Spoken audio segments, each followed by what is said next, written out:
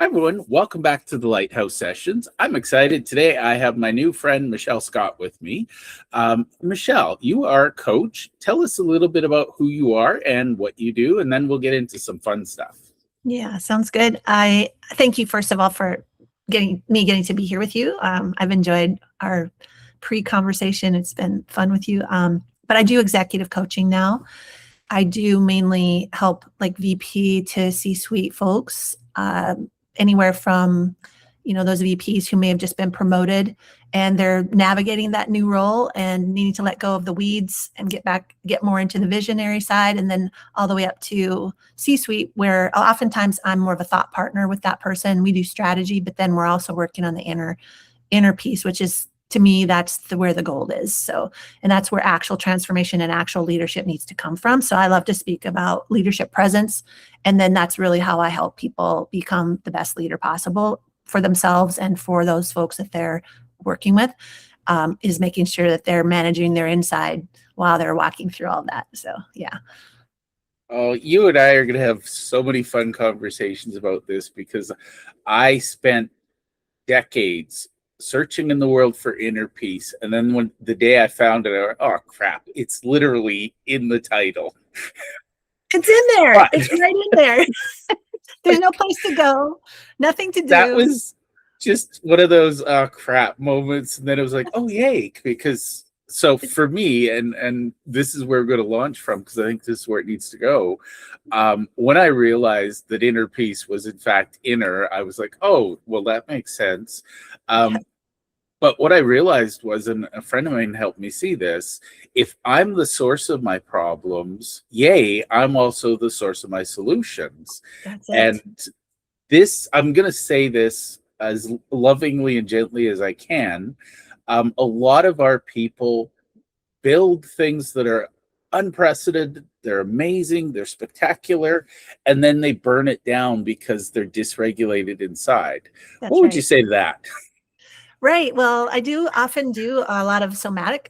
I'm going to the nervous system on that now, because we do have our, I would call, ceilings. Our nervous system will only go as far as allow us to go as far as it feels safe.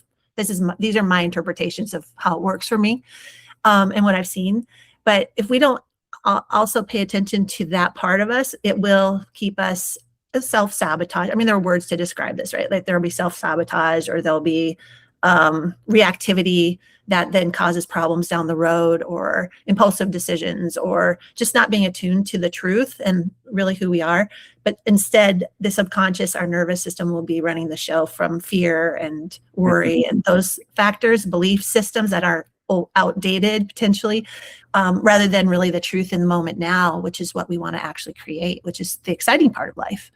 So I love that. And most of the people I meet, genuinely, they want to build something with lasting legacy. They want to make the world a better place, but they haven't done the inner work. So anything they build is a bit shaky. Is that fair? I could agree with that. Let me see how I can relate to that.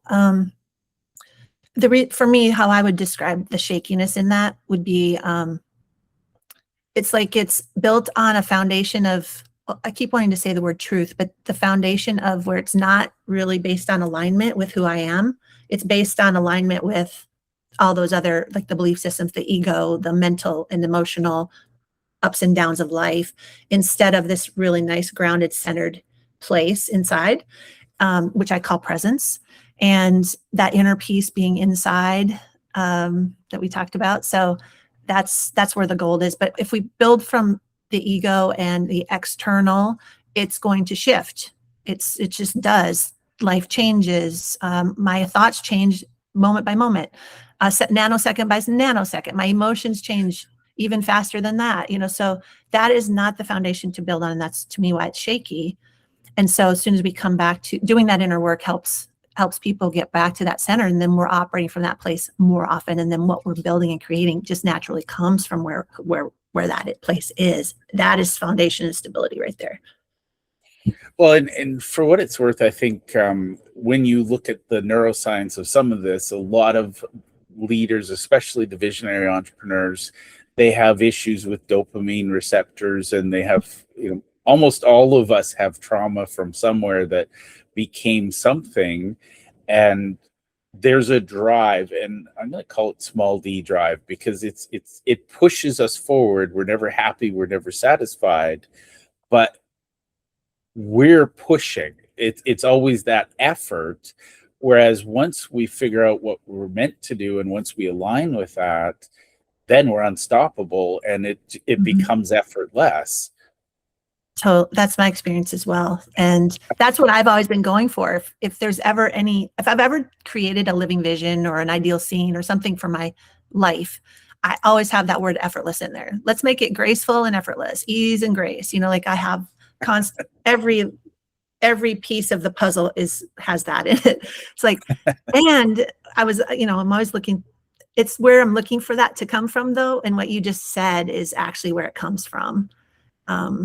Yeah. So, and as far as leadership goes, it's such an externally focused, like when I think of those execs, they're not typically the people I've been working with are not necessarily slowing down enough to really or access what we're talking about and to have the experience of it, to know what we're talking about. And so that's what I love to do, is help people have an experience of what we're talking about. So then they're like, oh, okay, I get it now. So it's not just a mental concept.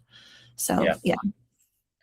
And I think it's hard for people to recognize when they're being, I used to say I was driven by demons. I had to keep moving, or, I was like a shark. If I stopped, I'd die.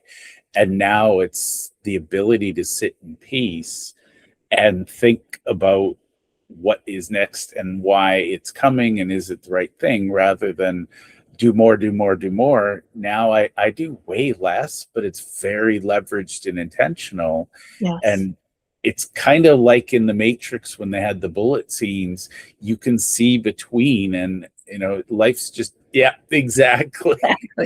It is. And it's peaceful. I love it. So yeah. And I find, so in those execs that are experiencing burnout, and I had this experience myself actually in my life, so that's why I can speak to it. Well, I burned out twice. Once as a professional and then once as a stay-at-home mom. And it was because I didn't do my inner work, which I didn't know I needed to do, until my body broke down and said, hey, this isn't working. Time to wake up, time to shift, do something different. But then with that pushing piece of the puzzle, that's just what we're all taught. It's just a natural, it's what how the world operates. And so until I had the experience, literally, my body breaking down and shutting me down, basically making me slow down.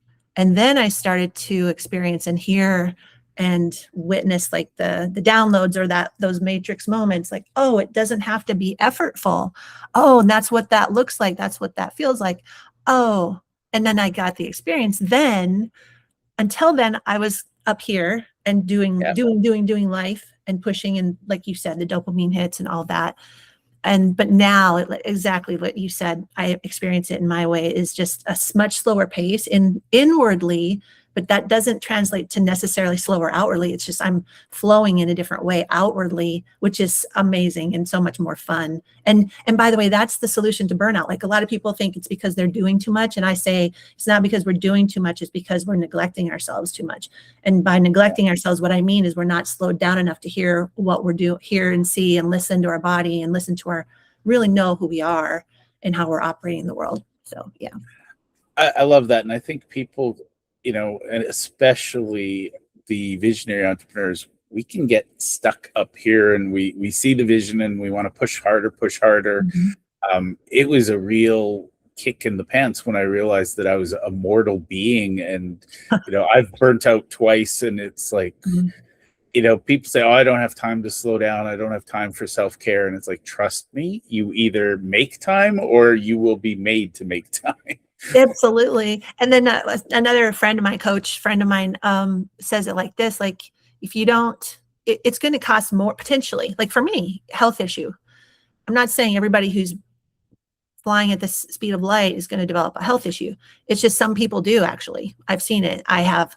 But if we don't stop, and, it's going to cost more potentially net down the road because I didn't stop than it does to take a moment now to stop. And what I love to help people understand that I work with is that it doesn't mean hours. It's not like you sit on a lotus petal and cross your legs in meditation for 2 hours. It's not about that. It's more about actually stopping the inner, just for a moment. It could be a breath, right? Like so gentle. And then, okay, we're going again, and it's fine, but we're going from a different place inside rather than the pushing, which is what the shift is to help with the burnout. So we're not, the pushing side is the burnout versus the effortless side. That's where we're not going to burn out, but still be just as productive and making things happen. Yeah. It's funny because a friend of mine, he burnt out badly, and a friend of his dropped him off at a monastery in Europe somewhere, and he spent 6 months in silence. And Yeah. I'm like, not everybody needs that. Right. Most people, honestly, 10 minutes a day, put your phone down and just sit and be is better than, going off, waiting till you need 6 months of recovery in That's right. silence. I agree. Yeah. Just a little bit at a time, and tune it up, and then learn on the go, and then we can still stay functional in our life and not have to have that kind of a breakdown, in a way. I mean, I guess I could say I sort of had a mini, not a official breakdown, but like a moment, especially in my stay-at-home motherhood period of time. I was just giving so much, and I wanted to, and I love doing that. It's how I serve and want to help people, and I was giving way too much for my body and myself, and it was too much. So I finally, that sat me down, and then again back to the health issue. But that was a big learning and a big wake up call. So. And the universe is wonderful because it'll keep knocking until you open the door and listen. And really, right? Yeah. I needed to be hit over the head with a freight truck. So I'm stubborn. It's like I can keep going. Exactly. But we do need that rest. And, I look back, and there was the Renaissance period where humanity literally took time to ponder. They'd sit and study things, and we're just rush. And it's like, you're busy trying to get somewhere, but you don't actually have a plan for what getting there looks like. And you're not taking care of the vehicle. At some point, something's going to give. So. Yes, I agree. And then as you were sharing that, I was imagining that those medieval times, those Renaissance times, and that was valued to take the time, or to contemplate life or philosophy, or, is valued. And now it's not valued as, really, unless I value it myself for myself and draw the boundary. And to me, that's where the gold of this is, and why I feel like I'm here to help people too. And you are, because of what you're sharing here. It's like, is just waking people up enough so that they can be like, oh, okay, just that little bit, that's all I need. But then how is that going to impact? I love to help people see how it actually impacts their life, because then their mind needs evidence, like, oh, okay, I need to be the one to value it. My workplace doesn't really value that, so I need to be the one to do it, draw the boundary. Okay, then what is the benefit? So they can prove it to themselves in a way. So then that, I find, helps them stick with it. Once they have the proof in their own experience, then it's like, oh, okay, no, this is actually helping me have more energy. This is actually helping me think more clearly, but so real results. I love to help people see that for themselves. I love that. Now I'm going to just pivot slightly, because this time will go way too fast and we'll have so many unanswered questions. First things first, think about some of your favorite clients. What was their moment where they finally said, I can't do this alone. Help me, Michelle. What was that moment like? Because I feel more people sometimes need that knock on the head. And sorry, universe, don't hit anybody on the head. But no. There's a moment where they can't keep going and they don't know how to fix it. What does that feel like for a lot of your people? A lot of the folks I work with are very high functioning, right? So like they handle a lot, they do. And so it's a really high bar in a way. And then they're used to that level of operating. I mean, one of my more recent clients, it was a situation where it was a promotion, And then the stepping into an inherited team, and the dynamics of that. And there was some cleanup, trying to help people, I don't know, the team function more smoothly. And then that serves her as well as the leader, right? And then there was just chaos in general of the shift in the role.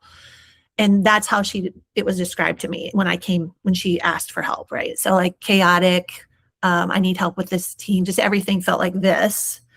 And then after about 5 months of work together, she goes, I asked her, how you doing? Let's check in. And she's like, you know what? I haven't felt this peaceful in about 5 years. Wow. And mostly it was because we did strategy. We really did. And because we need that.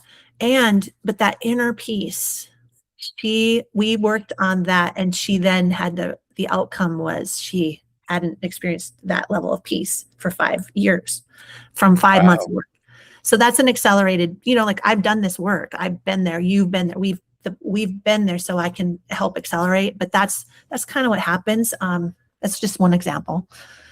So that what I'm hearing and feeling is there's turmoil and chaos and usually some disruption to what was working. Because again, our people, we run in the red on the engine all the time. And then when somebody adds one more thing, we over rev and all of a sudden we're starting to feel out of control. Now, the reason I ask that is if somebody's listening, I want them to go, oh my God, Michelle understands me. So what does working with you look like then? So somebody's recognized I need help and they reach out. How are you working with them? What does that look like? Do they need to be in your community? Do you do it online? I have the best place to find me or to connect if any of this resonates is actually through my website. I have a little presence quiz. I call it leadership presence quiz. And it's not just for corporate people, like anybody could take it, but it has these 4 archetypes. So it's a place to just get started. And that's at michellescottcoaching.com/quiz. And then it has some somatic tools that they can play with and practice with, because what I want is people to start to become self-aware, which is what that quiz is for, and then put some practices in place that might help shift, kind of run experiments with their life and just try things out. So that's one way. And then the other way I'm doing right now is kind of a new offering that I decided to do is like, I'm calling it breakthrough sessions, but it's just a quick hit and, like come in and just get something cleared out really quick. So it's not this long commitment, but then if we really want to create, so that's also on my website. I think it's on the back breakthrough. Might be, I can't remember the backslash or the / on that. But, and then there's the longer coaching is for when we want to actually create that legacy. When we actually want to clean up the team or do these bigger projects. That's the other way that I work with people. And all of it is, it's just transformational for folks and including myself. So yeah, it's why I'm here on the planet, helping people. I can feel that and I love it. So who's your typical client? Who is usually bringing you in? Is it, leadership in a corporate setting? Is it entrepreneurs? I feel like professional athletes would work with you. Exactly. So anything to do with performance, right? Like I want to get to my next level. If they're asking that question, something's blocking me, something's holding me back. And so I've done more work in the corporate arena most recently.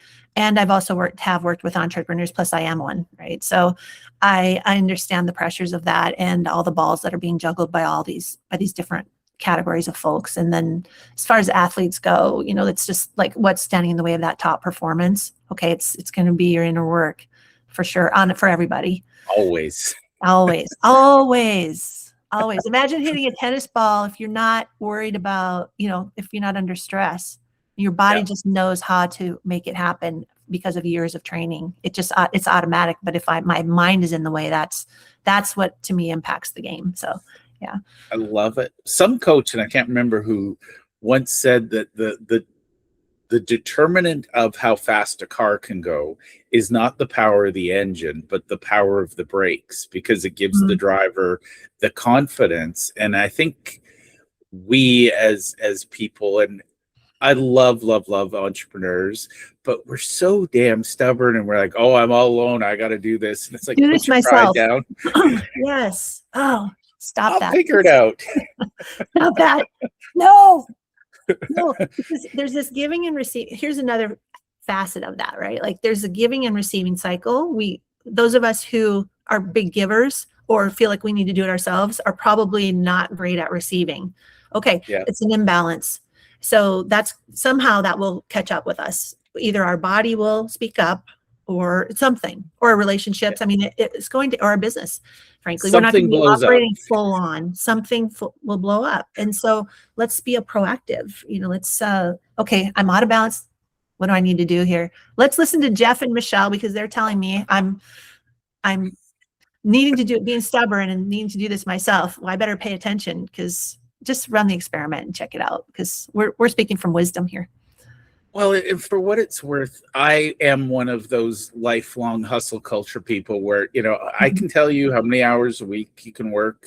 I can work 100-hour weeks for about 3 years and then everything shuts down. Don't want to repeat that.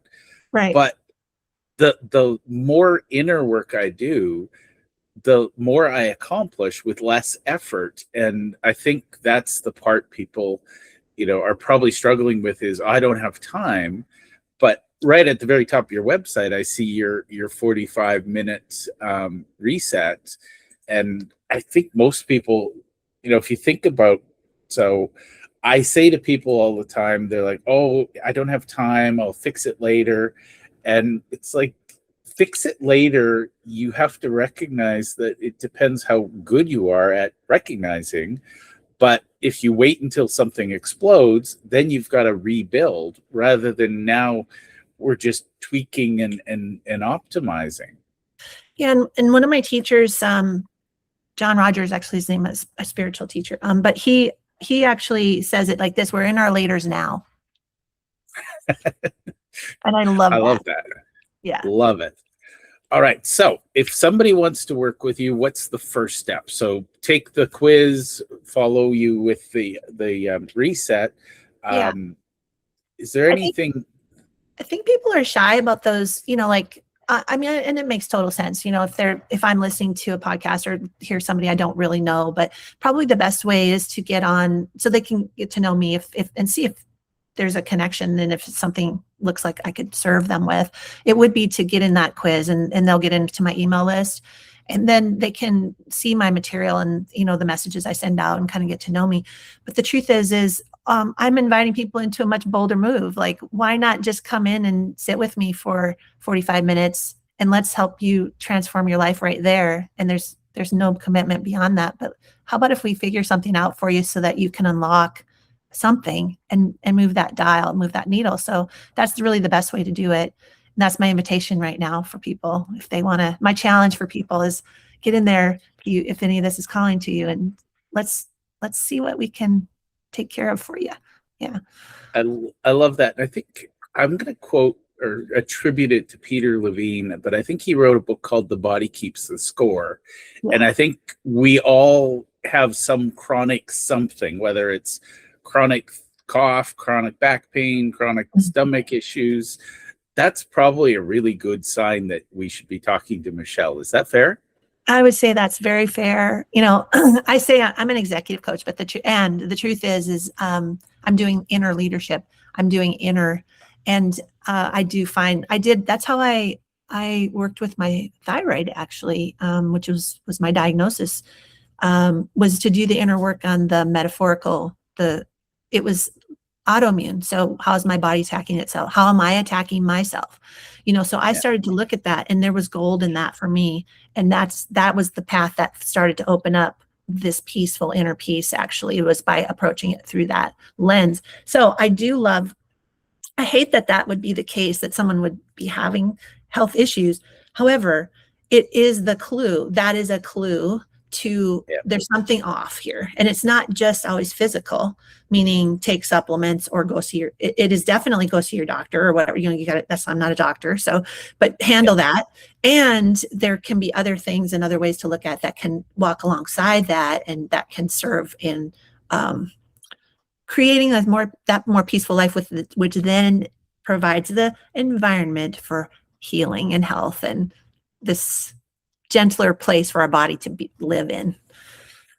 Now, I'm going to share my final thought, and then I'll let you wrap it up here. But I realized the more work I did on myself, because one of the things I would always say, ask my advisors and gurus, how can I help my wife? How can I help my kids? Mm-hmm. And they're really annoying because all of them said, work on yourself. And I was like, I'm going to punch you. Tells you I needed the work, right? Yeah, yes. But one of the fascinating things I find about inner peace is that I'm way less reactive. Everybody around me is calmer. And what I realized was that the less annoyed I am, the less annoying other people seem. And I was like, wait a minute, they didn't change, I did. You're right. You're on it. You are so on it. And it's that's the, I don't know, the myth, go as far as you can call it the lie in a way. We've all been sold that it's external, it's out there, and it's not within me. And that's not a blaming of me. There's no blaming of myself in this. This is just the way egos work. We do it. It projects out. If a person does any studying about psychology, that's what egos do. They project out. But that's where the gold is. Any disturbance, this is another one of my teachers, is outer experience is a reflection of inner reality. And that comes from Ron and Mary Hulnick at the University of Santa Monica. But that's what we're talking about, is that outer experience. We often think I'm annoyed because of the outer experience. No, yes, that could be happening. And we're not negating that thing is happening, that whatever is happening. That is happening. Cool. And the only place I have any dominion or power, I'm powerless if I think it's out there. And this is where I think we started our conversation. Yes. I bring back in and I have dominion over what I can control. It's what can I control? What can't I control? Oh, and I love this Byron Katie quote. And I'm not going to get it exactly right, but look up Byron Katie for anybody who's listening to this. If you want to have amazing, a process, and it's free on her website. But whenever we fight with reality, we lose, but only 100% of the time. And so again, it comes back to what can I control? What can I control? Guess what? The only thing I can really, really control is who I'm being in the moment and my inner world, how I'm reacting to things, what I'm thinking about things. And there's some work around that. There's some inner work that needs to occur to get to what you're talking about, that inner peace where it's just a natural way of being now. And then your external world shifts. It absolutely shifts, totally does. And it not only shifts because of my lens I'm viewing it through. So there's my lens that it shifts. There's also actually external shifts that do occur. People change. When I show up differently, people are different and show up differently. It actually translates. Outer experience is a reflection of inner reality. It is true. So anyway, that's where the big juice is, and what I would like mic drop for people. Like, hey, come on now, get in here. We can talk. Let's do this.